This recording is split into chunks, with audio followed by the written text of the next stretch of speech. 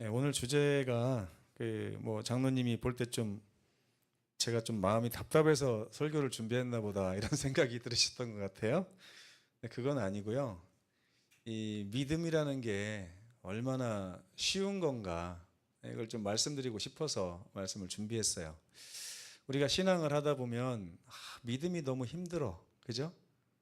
당신 믿음 있습니까? 그러면은 진짜 믿음이 나한테 있는지 아니면 내가 정말 믿음이 없는지 이런 것 때문에 너무 고민도 많이 하고 죄책감도 많이 갖습니다. 근데 사실은 그렇게 생각할 것이 아니고 굉장히 우리를 행복하게 만들어 줄 수 있는 게 믿음인데 그 행복을 좀 찾아가 보는 시간을 한번 가졌으면 생각해서 말씀을 준비했습니다. 그래서 제목이 믿음을 우리가 시작하는데 속는 셈 치고라도 한번 시작해 보면 결과가 좋다고요, 나쁘다고요? 네, 결과가 좋다. 그 얘기를 제가 해드리고 싶은 것입니다. 시편 34편 8절 맞나요? 네. 한번 읽어보겠습니다. 시작. 너희는 여호와의 선하심을 맛보아 알지어다. 그에게 피하는 자는 복이 있도다. 네. 여호와의 선하심을 맛보아서 알게 되면 복이 온다. 이런 얘기입니다. 많은 성도들이요. 하나님의 말씀, 여기 우리 성경이죠. 하나님의 말씀을 이렇게 우리 많이 배웁니다. 근데 이거를 지식으로 배우고 또 지식으로 한정 지어 가지고 생각하고 신앙하는 경우가 너무 많아요. 근데 이 지식을 바탕으로 실제 우리 삶의 자리에서 적용하고 한 발 한 발 내딛어 보면서 믿음이 이런 거구나 하는 거를 체험적으로 이렇게 밟아가는 것은 큰 차이가 있습니다. 네. 멈추면 안 되는 거예요. 네, 멈추면 그때부터는 이 지식이 포화 상태가 막 돼요. 네. 그러니까 이제 누군가에게 무엇인가를 배울 때 그 사람이 하루에 다 가르쳐 주기를 원하세요? 아니면 오늘 조금 가르쳐 주고 내가 그거를 이런 거구나 알고 나서 다음날 또 가르쳐 주기를 원하세요? 네? 어떻게 생각하십니까? 여러분 수학 배울 때 1단원부터 12단원까지 다 배운 다음에 문제 풀어보세요? 아니면 1단원 배우고 문제 풀고 2단원 배우고 문제 풀고 이렇게 하십니까? 네, 왜 그래요? 네, 문제를 직접 풀어보지 않으면 그 말이 무슨 뜻인지를 몰라요. 그 공식이 왜 그렇게 나와 있는지도 모르고 그렇기 때문에 뭔가 공식이 딱 주어지면 그 공식에 대해서 머리로 이해하는 건 한계가 있고요. 실제로 문제를 대입해서 풀어봐야 이게 그런 거구나. 2차 방정식, 근해 공식, 뭡니까? 여러 가지 있죠. 그런 것들을 실제로 다 해보고 나서 내 거로 만드는 거예요. 근데 신앙도 그렇게 해야 되는데 많은 분들이 이 지점에서 머뭇머뭇하면서 실패하는 것 같다는 생각이 듭니다. 그러다 보니까 신앙은 어려운 곳으로 계속 남아 있는 거예요. 제가 수학을 이렇게 배울 때요. 처음에 저도 나도 머리가 좀 좋은 사람이야 이렇게 생각했는데 수학자들이 나와가지고 막 공식을 이렇게 알려주고 하면 저게 도대체 무슨 말이야 이런 생각이 들어요.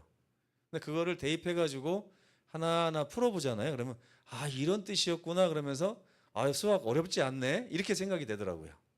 그렇게 한번 내 거가 되면 다음에 풀 때 굉장히 쉽게 풀어져요. 그래서 저는 모든 과목 중에서 수학이 제일 쉬웠다는 느낌을 지금도 갖고 있어요. 왜 그러냐?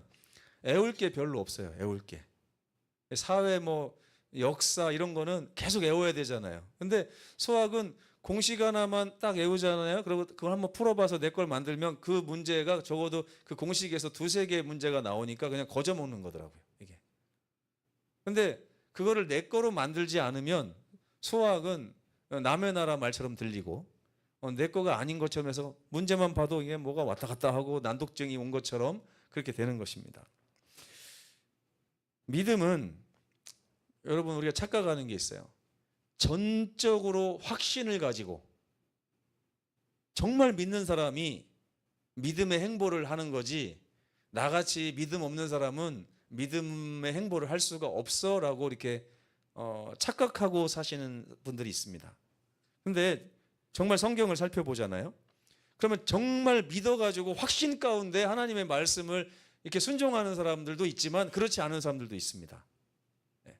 근데 어쨌든 다 복을 받아요, 나중에. 종종 마음 한켠에 의심이 남아있고 불안이 남아있어요. 과연 이렇게 하면 정말 하나님께서 약속을 이뤄주실까? 정말 이렇게 하면 내 삶이 무너지지 않을까? 정말 이렇게 하면 뭔가 좀 위기가 닥쳐오지 않을까? 막 이런 의심이 드는 와중에 선택하는 거예요. 그래서 이때 제가 이걸 성경에서는 뭐 속는 셈 치고라는 말은 없어요. 근데 제가 이렇게 의심과 불신과 이런 게 남아있는 와중에 나에게 있는 선택권을 사용해서 내가 그래도 하나님 말씀을 한번 믿어보리라 하고 한 걸음 내딛는 거예요. 그러면 그 발걸음이 어떻게 된다고요? 나중에 복으로 다가온다는 거예요. 속는 셈 치고, 여러분 속는 셈 치고 해보신 적 없으십니까? 속는 셈 치고. 한 번은요, 수박을 사러 갔는데 수박이 이렇게 큰 게 엄청 싸게 나온 거예요. 보통 다른 거는 그 정도 크면 35,000원, 4만 원 하는데 재래시장을 갔더니요, 이재명 그 대통령이 재래시장에 쓰라고 막 이렇게 줬잖아요. 그래서 우리 어머니랑 같이 그거를 사러 갔어요. 진천에 가가지고 갔는데 뭐 과일 가게가 과일이 하나도 없어요. 하도 더우니까 다 냉장고 속에 다 집어넣어놓고 보여주질 않아요. 그러면서 수박 사러 왔다고 그러니까 진짜 좋은 거 있다고 그래서 그거를 보여달라고 했더니 2만 원, 지름이 정말 커요. 그래서 그거를 살까 말까 하는데 우리 형이 딱 보더니 야, 꼭지가 없다. 이 꼭지를 왜 뗐지 주인이? 막 그러는 거예요. 그러니까 우리 어머니는 이제 차에서 기다리고 계신데 저와 형이 결정해야 될 상황이에요. 그래서 제가 이렇게 큰데 속는 셈 치고 한번 사자. 이 가격이면 뭐 한 25,000원이면 이거 그냥 밥만 먹어도 남는 장사 같아. 이렇게 해가지고 속는 셈 치고 그거를 사기로 결심을 했어요. 결심을 해가지고 그걸 들고 오면 얼마나 무거운지, 무거워가지고 이렇게 하는데 그 아주머니가 하는 말이 내가 이걸 가지고 속이면 여기서 장사를 30년 40년 못합니다. 제발 믿어주세요. 나를 믿으란 말입니다. 막 그렇게 얘기를 해요. 근데 얼굴을 봐서는 믿음직스럽지가 않아요. 그래서 그 수박을 낑낑대고 형하고 제가 합의를 해가지고 샀어요. 사고 갔더니 우리 어머니가 뭔 수박이 크냐? 근데 꼭지가 왜 없냐? 대번에 그러더라고요. 집에 가자마자 어머니 냉장고에 넣어놓을까요? 했더니 아니 잘라봐야지 그러더라고요. 탁 자른 순간 속았구나 이 생각이 들 줄 알았는데 수박이 의외로 멀쩡한 거예요. 그래서 속는 셈 치고 사니까 이득을 봤구나 이제 그렇게 생각하면서 제가 그때 얻은 게 뭔지 아세요? 그 아주머니 다음에 과일 살 때 그 아주머니한테 가서 살만 하겠구나 이 믿음을 갖게 된 거예요. 여러분 아시겠습니까? 믿음이 어떻게 생기는지? 경험해 봐야 돼요.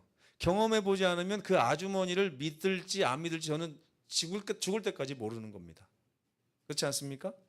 그래서 속는 셈 치고 내딛는 발걸음이 믿음의 문을 열어 제낍니다, 여러분. 이거 안 해보시는 분들은요 30년 지나도 여전히 문이 닫혀 있어요. 믿음이 뭔지 몰라요.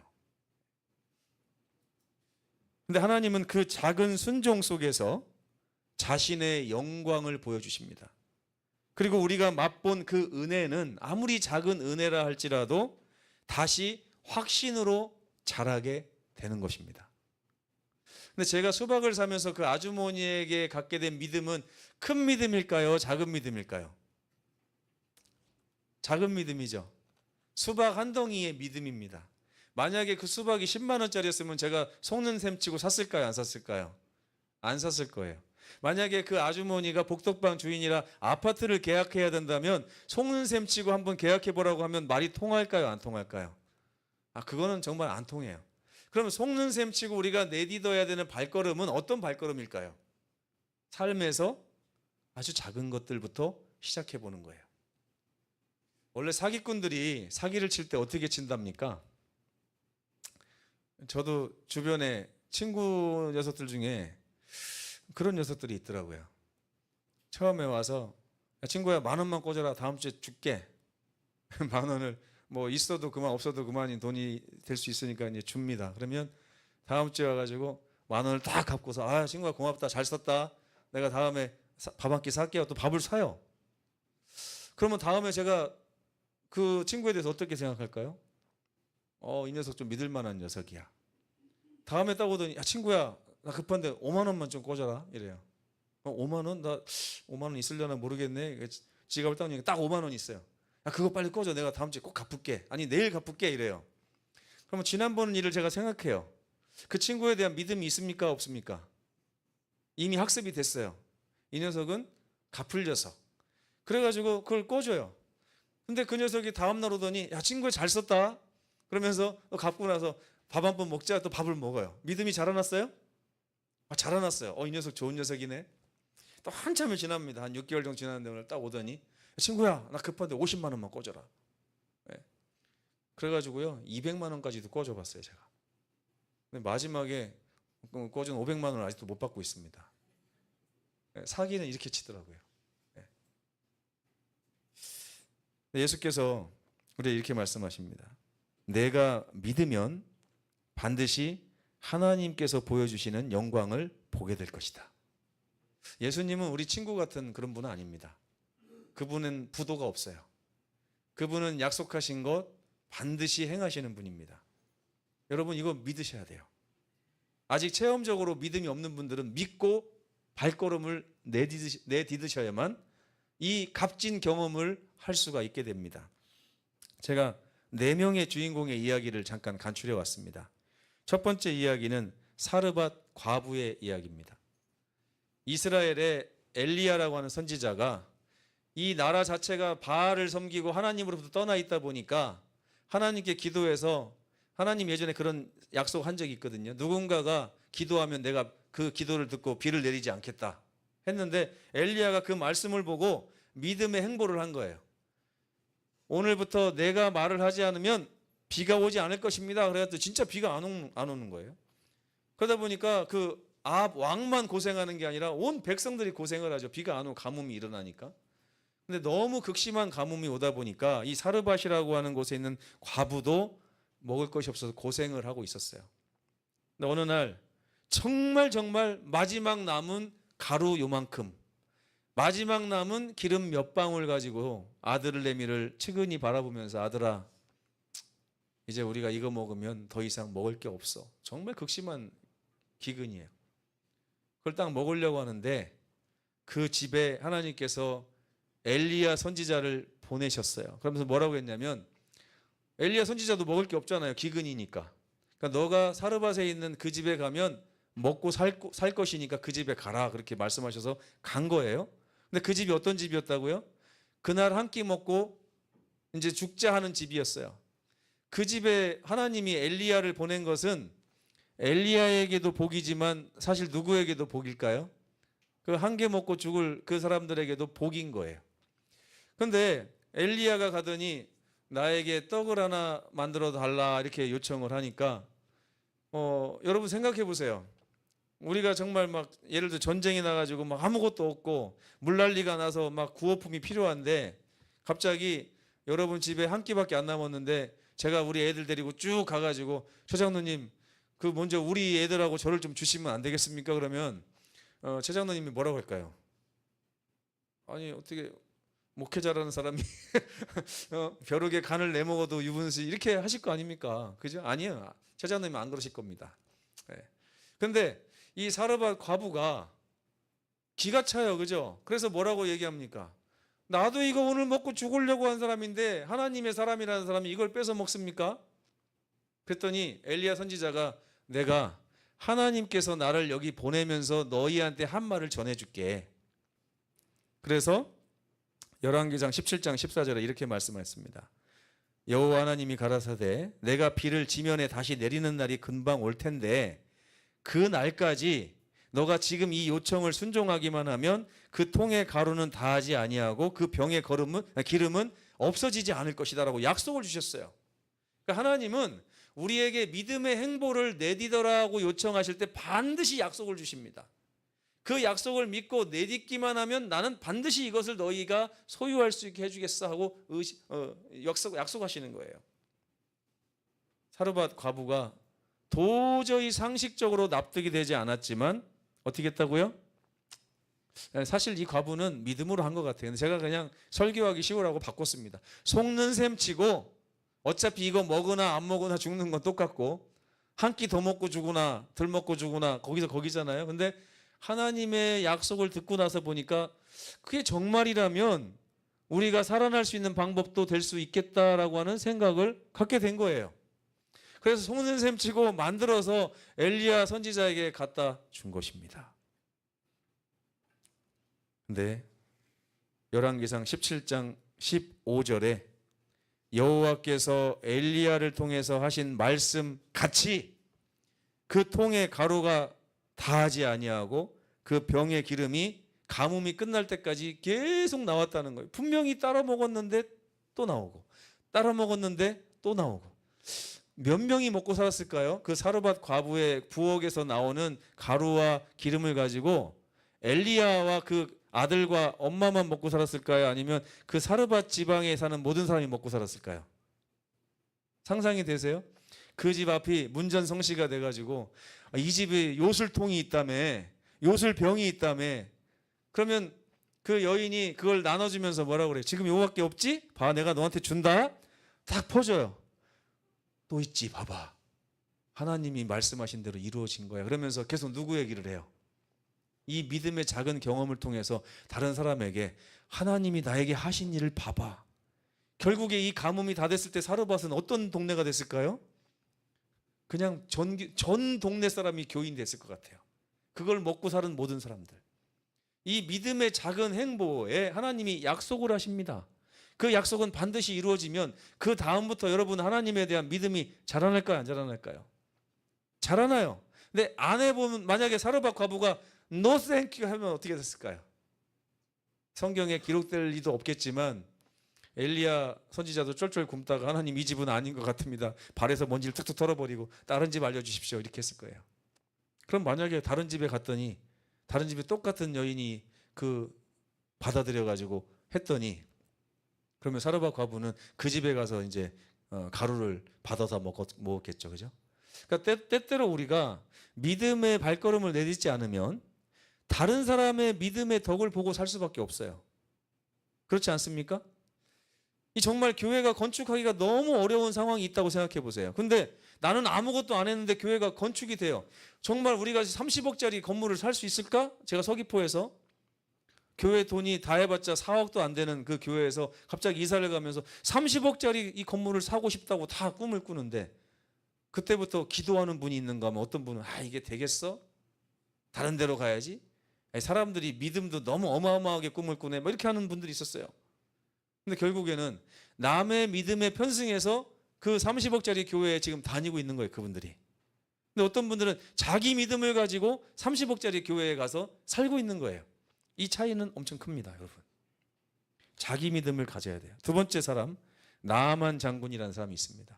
아람의 엄청나게 유명한 장군인데 이 장군이 어느 날 문둥병에 걸렸어요. 이 문둥병, 한생병이라고 하죠. 이 문둥병은 온몸이 썩어가는 병인데 아무리 금은 보화가 많고 권력이 많으면 뭐예요? 이제 모든 걸 잃어버리게 된 거예요. 그래서 막 낙심하고 늘 고민하는데 이 나아만 장군보다 누가 더 고민하냐면 그 부인이 고민해요. 우리 사랑하는 남편이 이렇게 죽으면 안 되는데. 근데 그 집에 이스라엘에서 팔려온 어린 소녀가 있었어요. 뭐 중학생이나 됐을까? 그 어린 소녀가 자기 여주인의 고민을 보면서 함께 기도하면서 마님, 우리나라에 가면요 유명한 선지자가 있어요. 훌륭하신 선지자가 있는데 그분께 가면 낫을 것 같아요. 그 얼마나 급하면 그 장군이 자기 집의 노예 소녀의 말을 듣고 그 이스라엘이라는 나라로 이만큼 짐을 챙겨서 떠난 것입니다. 그랬더니 왕이 시비 걸러 왔구나 막 그렇게 했더니 엘리사 선지자가 나에게 보내셔 그래가지고 이제 엘리사 선지자의 집으로 갔어요. 그랬더니 갑자기 문만 열고 빼꼼 내밀더니 요단강에 가서 7번 몸을 씻으면 낫을 거야 하고 문 딱 닫아버리고 가는 것입니다. 아니 내가 아람의 장군인데, 그리고 우리나라에 가면 얼마나 맑고 깨끗한 강들이 많은데 이 요단 똥물에서, 요단강이 좀 더럽습니다. 예, 막 진흙탕 그런 게, 여기서 씻으란 말인가 막 화가 나서 돌아가려고 하는데, 그 밑에 있는 신하들이 장군님 여기까지 왔는데 아무것도 안 하고 뭐 대단한 거 하라는 것도 아니고 겨우 저 뭐 물이 좀 더럽긴 하지만 저기서 7번 들어갔다 나왔다 하는데 그거 해가지고 낫는다고 하면 얼마나 이익입니까? 속는 셈 치고 한번 들어가 보시죠. 이렇게 한 거예요. 그 말을 들어보니까 어때요? 뭐 병이 안 나서도 7번 들어갔다 나와가지고 뭐 크게 손해볼 것 같지 않은 것입니다. 그래서 어떻게 했어요? 들어갔어요. 뭐 예전에 제가 성경에 그렇게 써 있는 줄 알았더니 그건 아니더라고요. 성경에는 그냥 7번 몸을 씻으니 나았더라 이렇게 써 있는데, 예전에 우리 어린이반 선생님들이 꼭 이거를 이렇게 설명을 해요. 한 번 들어갔다 나왔는데 변화가 없어요. 2번 들어갔다 나왔는데 변화가 없어요. 6번 들어갔다 나왔는데 변화가 없어요. 그래서 그만 가려고 하는데 한 번만 더 해보자. 그래서 7번 들어갔다 나왔더니 갑자기 나섰어요. 이렇게 설명을 해주셨는데 그게 좀 더 리얼한 것 같아요. 아무튼 몸을 부하들의 요청에 속는 셈 치고 들어가서 몸을 7번 담궜습니다. 병에 걸리기 전보다 더 하나님이 우리에게 뭔가를 회복시켜 주실 때요, 아프기 전에 그 몸으로 회복시켜 주는 건 하나님의 섭리가 아닙니다. 하나님은 원래의 깨끗한 몸을 완전히 회복시켜 주시는 거예요. 그래서 딱 보니까 어린 아이 살처럼 변했다고 써 있어요. 제가 이거 한번 상상해 보니까 너무 감사한 거예요. 그냥 저도 요즘에, 어제도 우리 보니까 박정년 집사님 요쪽에 이제 쥐젖이 하나 생겼더라고요. 그래서 저도 요즘에 쥐젖이 좀 문제가 있어요. 왜? 찾아보니까 살이 찌면 자꾸 쥐젖이 생긴대요. 그래서 그 약을 제가 샀거든요. 그래가지고 보니까 박정년 집사님도 이게 살이 쪄서 그런지 쥐젖이 있어요. 아, 나랑 좀 동질감을 느꼈는데, 이게 만약에 약 발라서 나서봤자 50대 남자의 피부로밖에 안 가겠죠. 근데 하나님께서 행하시는 일을 내가 겪으면 어떻게 된다고요? 그 예슬이 피부로 바뀐다는 거예요. 이게 얼마나 이게 놀라운 일입니까? 그러니까 나아만 장군이 나오고 나서 깜짝 놀란 거예요. 그냥 자기가 나설 수 있는 수준이 아닌 거예요. 완전히 그냥 어렸을 때 새 피부로 하나님이 바꿔주시니까 뭐라고 하는 거예요? 내가 이제서야 속는 셈 치고 들어가 보고 나온 이후에 알게 된 거예요. 이스라엘의 하나님 외에는 온 천하에 신이 없다는 걸 알겠다. 믿음이 생겼어요? 집에 돌아가서 어떻게 했을까요? 야, 소녀야, 넌 더 이상 내 노예가 아니야.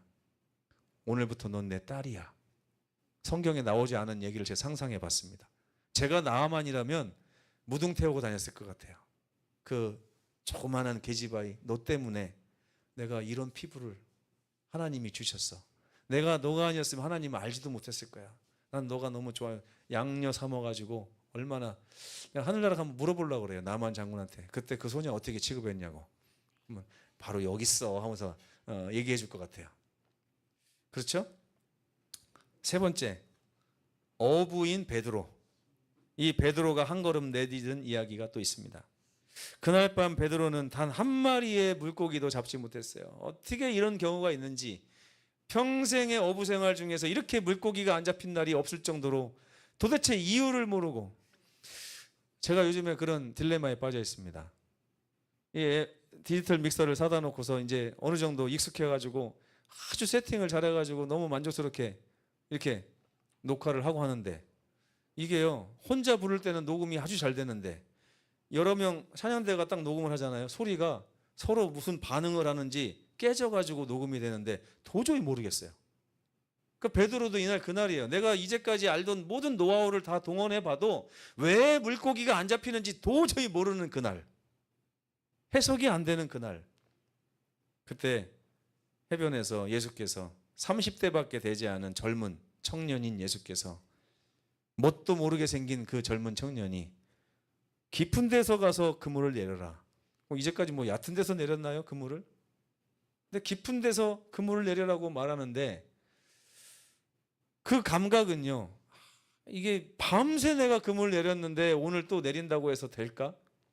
근데 예수님의 말씀을 속는 셈치고 한번 믿어보자. 자기의 모든 경험으로는 이건 아니야 라고 말하고 있습니다. 지적 감각, 통각 이런 모든 감각을 통해서 들어오는 정보가 뭐냐면 너 만약에 가서 내렸는데 아무것도 안 잡히면 주변의 어부들이 너 얼마나 우습게 보겠니? 30년, 40년 경력의 어부가 초짜 말을 듣고 그물을 내린다니 얼마나 어리석게 보이겠니? 하고 그랬을 거예요. 근데 그는 예수님을 보면서 속는 셈치고 그물을 내렸습니다. 그날 그는 배가 가라앉을 정도로 그물에 가득 찬 고기를 보면서 예수님에 대한 믿음, 그리고 예수님이 얼마나 거룩하신 분인지를 바라보게 됐어요. 이제 그는 더 이상 물고기가 보이지 않았습니다. 배에서 내려서 예수께 뛰어가서 예수의 무릎 앞에 엎드려 주여 나를 떠나소서 나는 죄인입니다. 여러분, 이 믿음의 한 걸음은 있잖아요. 우리를 어디로 이끄냐면 예수님의 무릎 아래로 이끕니다. 우리가 그토록 가고 싶었는데도 잘 가지지 않는 그곳, 아무리 가고 싶어도 믿어지지 않아서 가지 못했던 그 장소를요, 제가 지지난주에도 설교했죠. 홍해라고 하는 이런 이 절벽 그 벽 앞에서, 장애물 앞에서 건너편에서 내가 다 길을 가지고 있으니 날 믿고 발을 내디더라 하고 기다리시는 예수님이 계시다고 했잖아요. 그 발을 내딛는 순간 어떻게 된다고 그랬어요? 홍해가 갈라졌다고 그랬어요.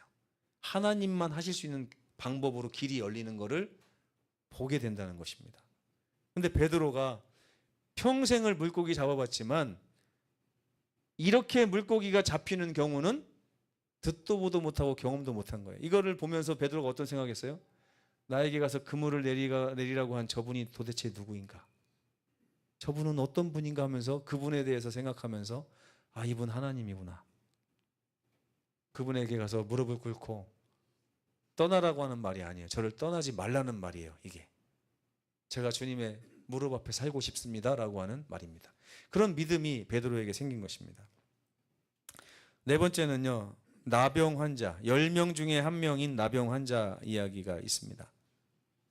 이 10명 중에 한 명 나병 환자는 누가복음 17장에 나오는데 소망이 없이 살고 있었어요. 문둥병은 얼마나 지독한 병인지 모르고요. 병도 병이지만 그 당시에 그 인식이 뭐냐면 문둥병 걸리면 너 하나님한테 저주받은 사람이야. 이게 아주 통상적으로 그래요. 만약에요, 오늘날에 남자들 대머리가 되면 하나님이 저주하신 거야 라고 하면 가발 장사가 아주 잘 될 겁니다. 그죠? 너무 힘들게 살던 이 나병 환자들이 소망 없이 살다가 예수님에 대한 소문을 듣고 왔어요. 예수님 고쳐주십시오 그랬어요. 근데 예수님이 고쳐주시지를 않아요. 그럼 뭐라고 말씀하신지 아십니까? 가서 제사장들에게 가서 너희의 몸을 보이라 이렇게 명령을 하셨어요. 이게 무슨 말인지 아세요? 나병 환자들은 제사장한테 가면 안 됩니다. 왜냐하면 제사장의 선고에 따라서 지금 격리된 사람들이에요. 근데 나병 환자들이 언제 제사장한테 갈 수 있냐면 자기 몸이 완전히 나았을 때 갈 수 있어요. 왜 가는 건지 아세요? 가서 나 몸 나았으니까 인정해 주세요라고 하는 거예요. 제사장이 딱 보고서 나은 거 확실하다라고 선언을 해주면 그때서야 사회생활을 할 수 있는 거예요. 예수님이 지금 너희 제사장한테 가서 너희 몸을 보이라 그러는 얘기는 무슨 얘기예요? 말도 안 되는 얘기인 거예요. 낫게 해주시고 나서 이제 제사장 찾아가라 하면 얼마나 좋겠어요. 근데 아무 치료도 해주지 않으신 상태에서 너희 몸을 제사장에게 가서 보이라 그렇게 하면서 빨리 제사장한테 가라고. 근데 제사장한테 잘못 가면 또 혼나요. 그런데 낫지도 않은 사람이 찾아오면 제사장이 얼마나 싫어하겠어요. 근데 낫지도 않은 상태인데 예수께서 뭐라고 하냐면 제사장에게 가라고 하신 거예요. 그럼 여러분 같으면 고민이 되겠어요, 안 되겠어요? 이걸 가야 돼, 말아야 돼. 내가 낫지도 않은 상태에서 가면 어떤 일을 당할지도 모르는데 나서야 가는데 예수님이 지금 나를 치료해 주신 게 맞나? 막 고민할 겁니다. 그런데 그들이 합심해서 제사장에게 가는 발걸음을 뗀 것입니다. 한 발 한 발 성전에 있는 제사장을 찾아가는데 이상해요. 한 발 한 발 내딛는데 몸이 변하기 시작합니다. 제가 성경을 보니까 느낌이 있게 변한 것 같아요. 갑자기 변한 게 아니라 걸을 때마다 힘이 나고, 걸을 때마다 피부가 회복되고, 걸을 때마다 상처가 아물고 하는 경험을 했던 것 같아요. 제가 한번 생각을 해봤어요. 그 자리에서 예수님이 바로 치료해 주시는 게 더 좋았을지, 아니면 걸어가는데 그런 변하는 경험을 하는 게 더 좋았을지 생각해 보니까 전 두 번째가 더 스릴이 있고 재밌을 것 같아요. 와, 걷는데 우와 우와 와, 제사장에 가라고 하는 명령을 듣고 순종하다 보니까 몸이 낫기 시작하는 거예요. 가는데 중간쯤에 보니까 다 나선 걸 깨달았어요. 그 중에 한 명이, 나머지 9명은 어디 갔나 모르겠습니다. 좋아가지고 날뛰러 가는 것 같은데 그 중에 한 명이 예수님께 왔습니다.